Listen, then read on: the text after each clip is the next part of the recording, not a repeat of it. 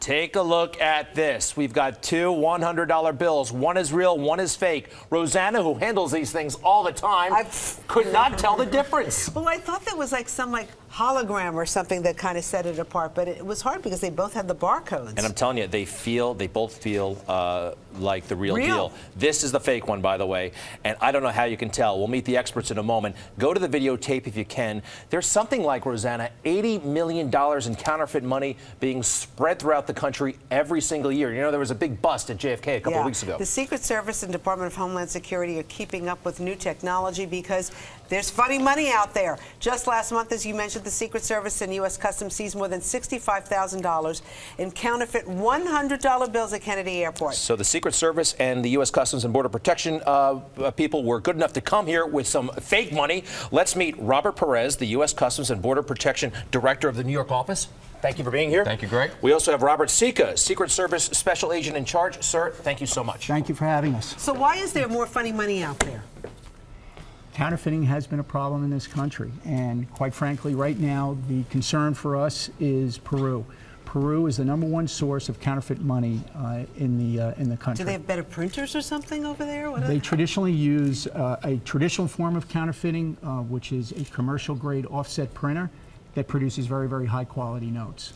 How are you able to find it at the airport? How do you actually get this stuff? I hear there are dogs that can smell money. Well, we do have several canine, Greg. Customs and Border Protection at JFK, what we do is employ a layered enforcement approach. So it starts when these commercial shipments are being manifested overseas. We take that information, we collate it within our targeting systems with whatever intelligence we have. That all comes together. Our frontline CBP officers then assess risk, decide that these are the commodities we need to pay particular attention to. They do physical inspections of these shoe bags, for example. These are some of our recent seizures. They like to put the money. They like to put the fake money in the shoe bag. And they'll secrete it right in between some of the layers of the actual garments, bags, or in this case, a diaper bag as well. Huh. Is there a specific denomination that is, counterfeited more than others? The $20 bill. Of course, the $20 bill, right? Most widely used. So how do we know if we're getting a fake 20 or 100? Well, let's work with the 100 for a second. Okay. This is amazing. Is this from Peru, by the way? It is. It is. It is. Okay. It feels the same. So the specimen is the genuine. Okay, and let me come right here and take a look. Let me walk you through some of the security features. Yeah, show it to the camera. Okay. Right there. Okay. What do we got here, sir? Okay. So right here is a 3D security ribbon. Right. And what you're going to see is a 100 and bells shifting as you move the note. Okay. In the counterfeit, which is here, the fake which is one. here, you will not see that. So the counterfeiters have not been able to replicate the 3D technology Real yet. quick, where's the shifting bell again? The shifting bell is here, and what you'll see, this is the inkwell with the bell here, which will turn from copper to green. Here, they've not been able to counterfeit the shifting color.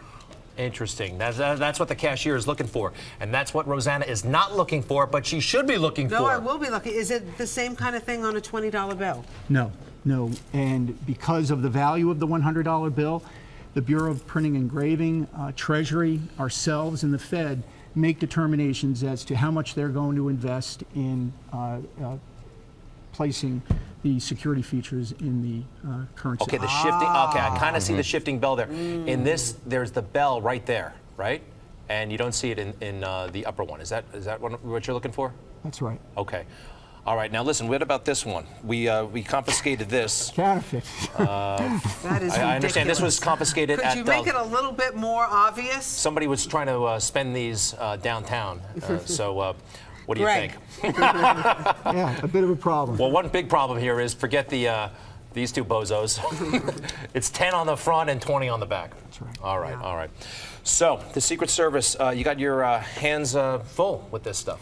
We do, we do. We're very, very busy here in New York, performing a wide range of financial crime investigations.